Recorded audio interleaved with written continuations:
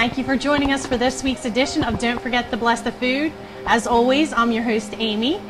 I'm a little excited because we're going to do a little bit of a fish fry today. We're going to make some fried whiting and serve it up a little bit different. We're going to make some whiting hoagies. And to go with our whiting hoagies, we're going to make some southern hush puppies. And that's the first thing that we're going to start with is our southern fried hush puppies. So right down here in the bowl, I have 2 cups of, it's called yellow cornmeal. It's not really yellow, but it's more yellow than what flour would be. So I have 2 cups of yellow cornmeal here in the bowl. And to that, I'm going to add 2 tablespoons of white flour. When I throw the flour in, you can see the difference and why they call it yellow cornmeal. There's just a slight color change. And to the cornmeal, I'm going to add 1 egg that I've already beaten. And 1 cup of cold milk. Just going to give it a little stir. Got the deep fryer over here heating up and it's sizzling. Just waiting for me to drop something in there. I'm going to give this a little bit of a stir and get it incorporated just a bit. And I'll chop up a white onion. This is going to give it a nice flavor on the inside of this doughy, yummy mixture. I'm going to chop it up pretty small. Whoops. Grab a bigger knife here. Small knives, I can't go so fast. I like to go fast. Obviously, with the streaks that were across the screen on last week's show, apparently I like to go fast. As my hands were moving, I think I saw the Bruce Lee. They used to have to slow down the film. So I think that might be our next move is to slow down the film because I have white lightning hands or something. Okay. I say this a lot when I'm cutting up my vegetables is to don't cut them so tiny that you're not going to taste them in whatever it is you're cooking. Because the reason why you put it in there is because you want to taste it. When you cut things up so tiny, they tend to cook away, and then you don't even know that they're there. Okay, so these look good. I'm just going to add these right in here to our hush puppy mix. Get all of them in. We don't like to waste anything. I'm going to give this a good stir.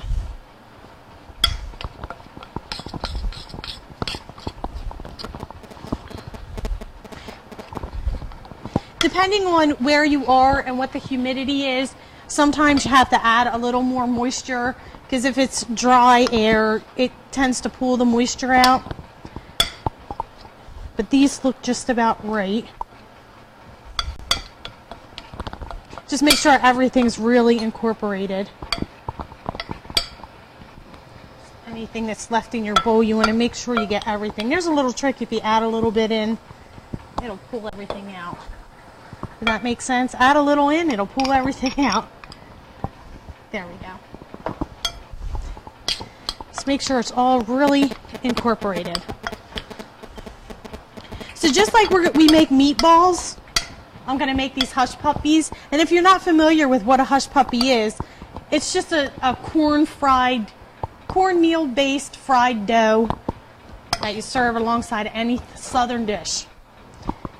I'm going to just grab them in my hand, the palm of your hand, just form them into little dough balls. Make sure you really press them together because you don't want them to fall apart. And then I have my grease. I shouldn't say grease.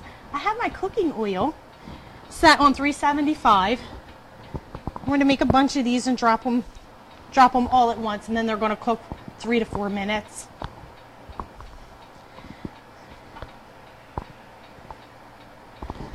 Okay.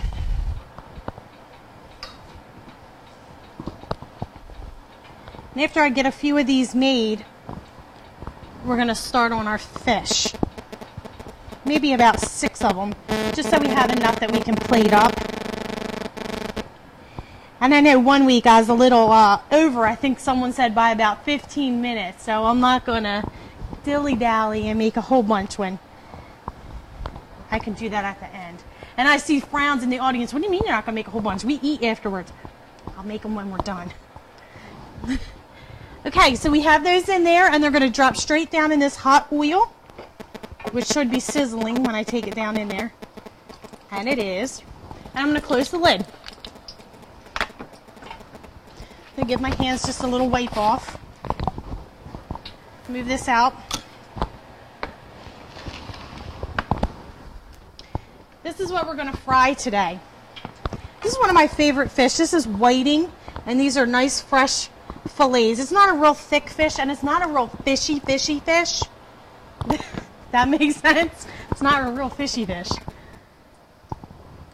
So before I start making my crumble that's going to go on this, I just want to pour some milk over it.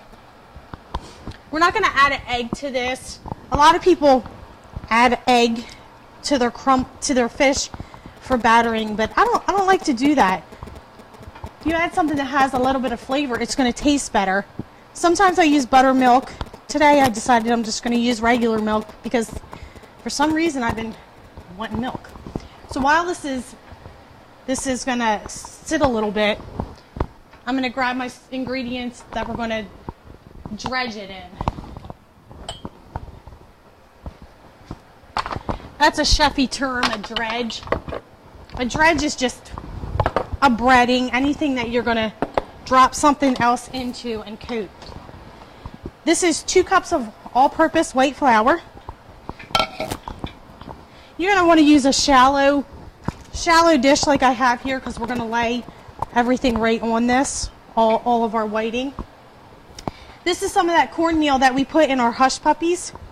I'm going to add that in. And that was a half a cup of the cornmeal. Also a half a cup of unseasoned breadcrumb. This is some chopped onion. That's just going to give us a little flavor. It's about 2 tablespoons. Now this is the boom boom bap right here. This is our crab fish seasoning. This is my own concoction. It's some garlic, a lot of paprika, and other seasonings, which I'm going to come out with my... These are going to be able to get this. If you want to make it easy for you, you can go to the store and buy the stuff that's on the shelf. You know, it rhymes with obey, but I'm not going to give them a commercial because I want you to buy mine. So we're going to add that in and mix this all around.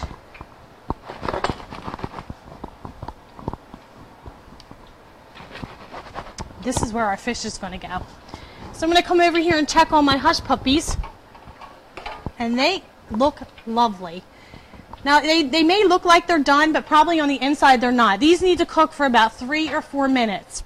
So while these are cooking, we're going to take a little commercial break.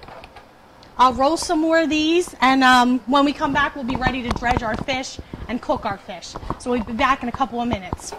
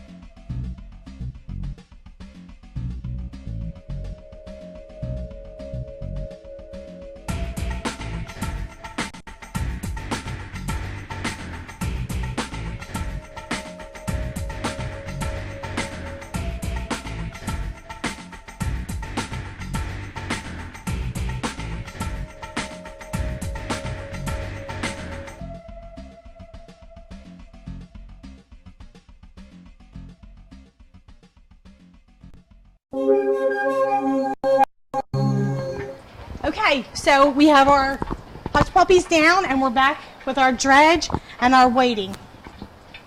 So I'm just going to roll the whiting around in the milk a little bit and lay it right in here in our dredge.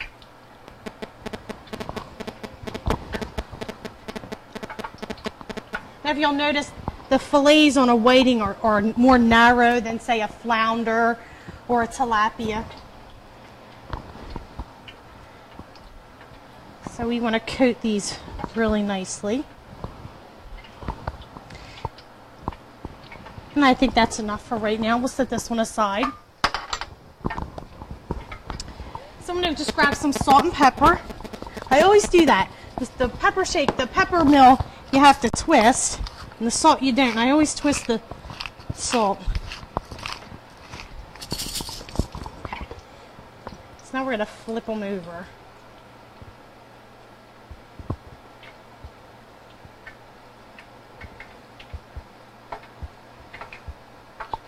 And I'm going to do that a couple of times because I want to just pat down what's on there. Roll it and give it a pat. Make sure it's covered. All your fish surface should be covered. And you'll get that nice crispy flavor.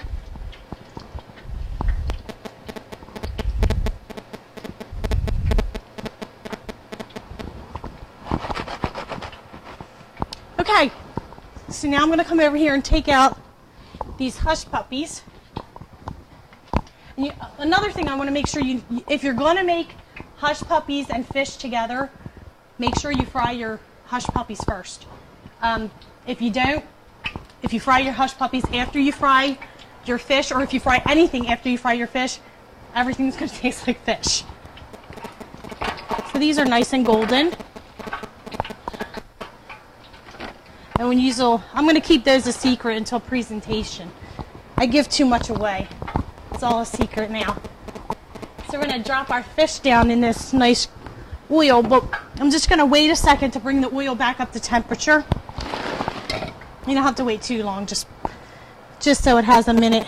See that? There's 2 fillets there. He was trying to escape.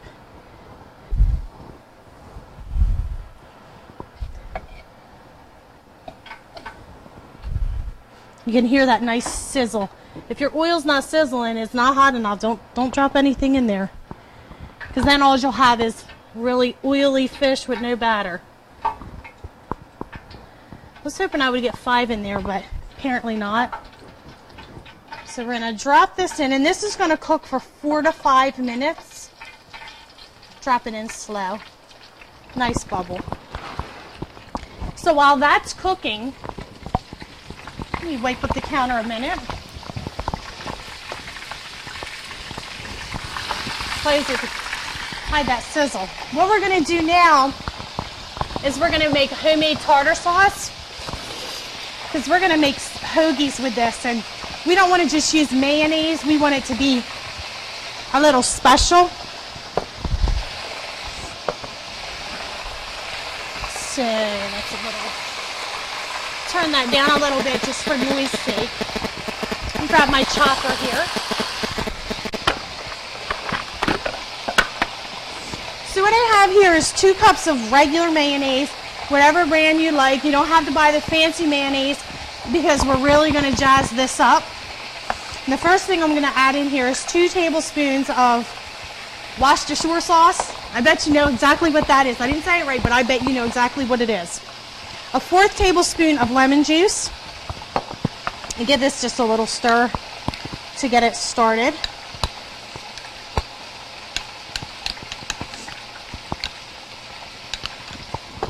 Here we have sweet gherkin pickles. These are really sweet. Usually these are on a salad bar or just as an hors d'oeuvre. But we're going to use these instead of, I know a lot of people who make mayonnaise and relish. You want to do that, I'm not mad at you, but this is better. 3 gherkins right into the little hand chopper. And then the juice I'm going to add right into our tartar sauce. I also have this is actually a 1/4 of an onion, white Spanish onion. And we're going to add that right in. This is a nifty little chopper if you can find one. These are awesome. You just give it a little spin and it'll chop everything up, and just go back and forth.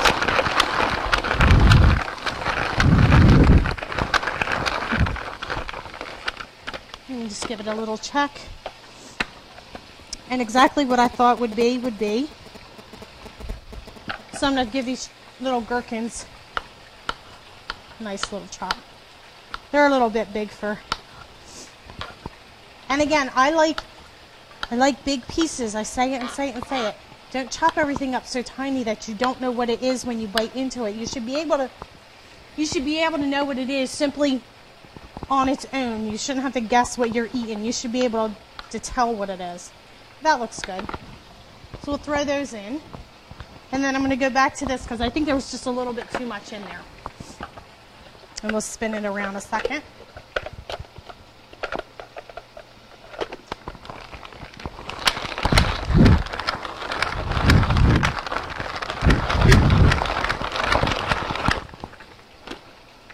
And that looks good.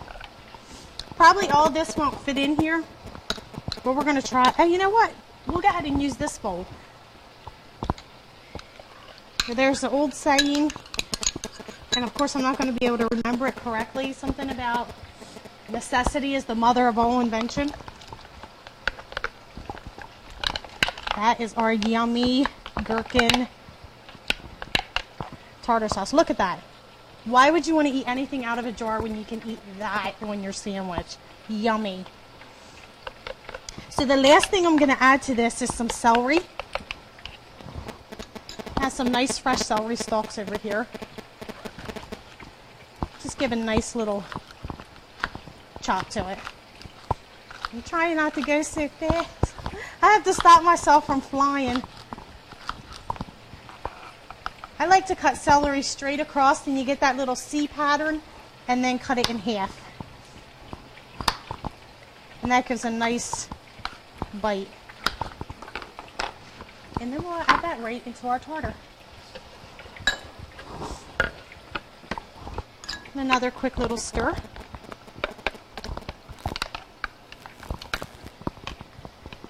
And we'll set that aside. We'll get to that in a minute. We're going to go over here and check on our fish. And that is beautiful. See how, I didn't even plan that, but I timed that perfectly. You see how the fish has curled? That's when you know it's done. That beautiful curl on that fish, and you know it's ready to come out.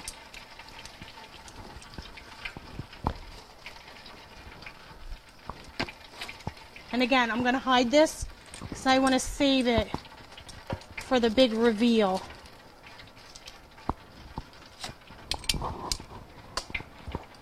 We'll let that come up to temperature. Make sure this is all coated really good. In the restaurants, when you order fish, when you order fried fish, they always ask, do you want it fried soft or do you want it fried hard? And that's just the amount of time. It's like if you're asking if you want your steak medium rare, or well done. That's the fish term of it. I like mine fried hard, so I'm going to let mine cook a little longer. But fried soft is just a lighter fry. Fried hard is kept in the oil a little bit longer. That's how I like mine, because I like it real crunchy. So we're going to add 4 more, or if we can fit more than that, we'll get them in there.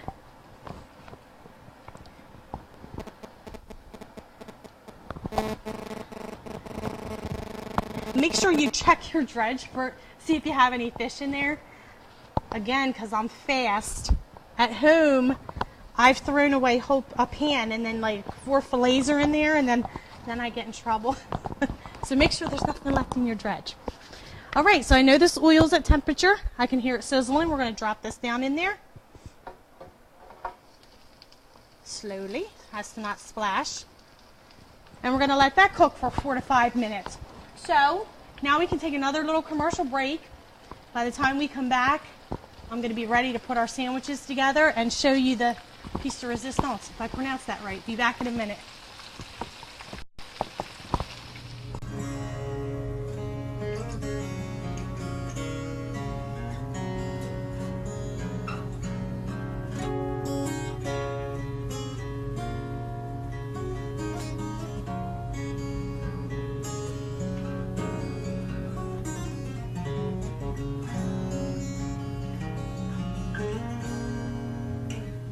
My name is Dexter Brink, and you're watching CTF TV Live.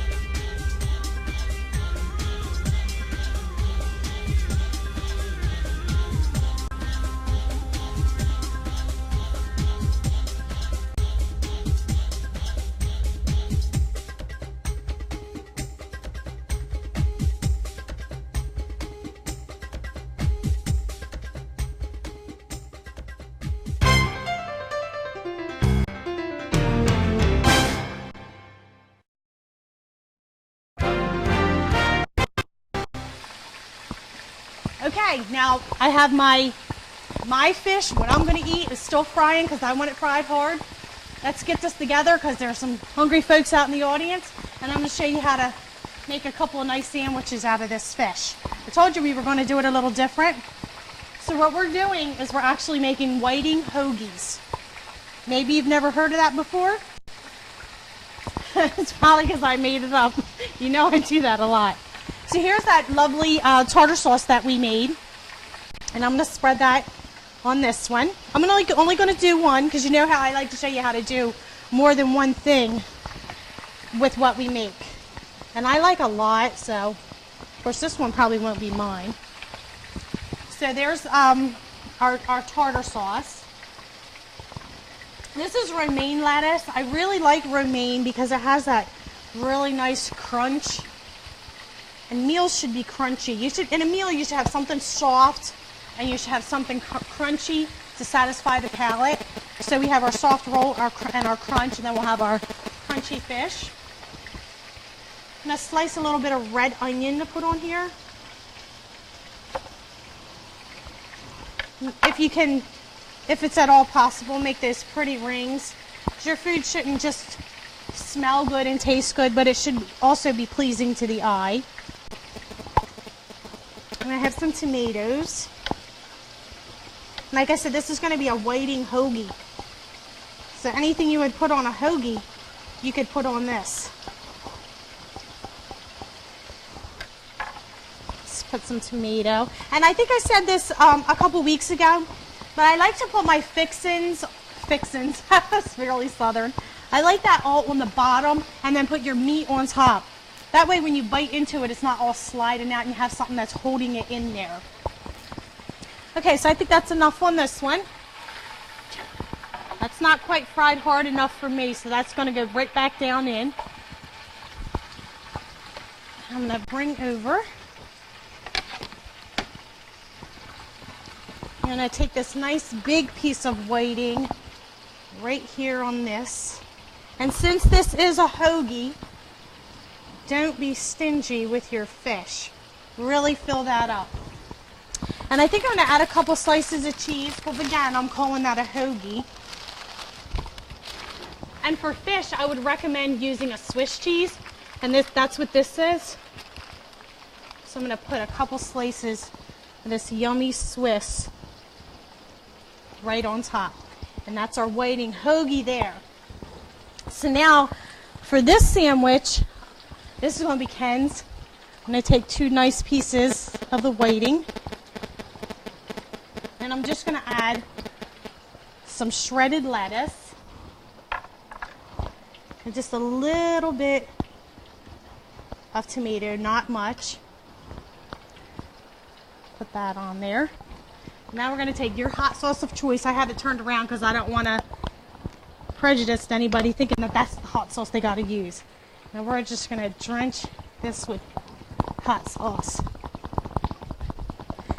And don't be greedy with the hot sauce. I always get mad when I ask for hot sauce. There's this little teeny cup on the side, and it's not enough to fill a teaspoon. If I want hot sauce, I want it to burn going down. I don't just want a little sting, I want it to burn. I want it to take the cold away. There you go. It's really good for the flu. So that's our hot sauce fish. Here's our hush puppies, and I'm going to pile those right over here.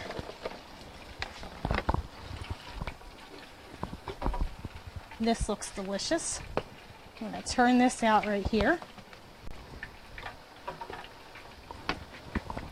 And let me see where I can put that. Put this right in the front. And of course, if you have fish on your plate, you have to dress it up with a couple slices of lemon.